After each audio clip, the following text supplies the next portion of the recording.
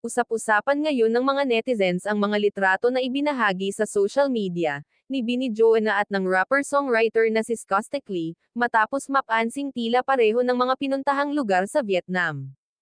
Dahil dito iniintriga ang dalawa kung may namamagitan ng something sa kanila base lamang sa pagkakapareho ng kanilang social media post.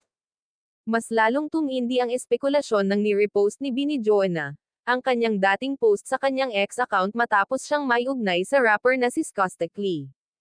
Aniya, I choose my own happiness without guilt, without explanations.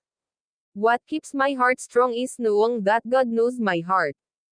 Kasi as long as my intentions are pure and my heart is right, I don't have to explain myself to anyone. Nakapin na rin sa ex ni Joanna ang post niyang, I choose my own happiness without guilt, without explanation. Umani rin ng samot-saring komento ang mismong social media post ni Joanna.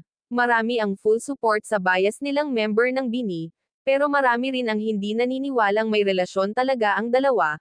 Ang huling celebrity na nakarelasyon ni Skostek Lee ay ang content creator na si Zinob Hareke, na asawa na ngayon ng Phil-Am basketball player na si Bobby Ray Parks Jr.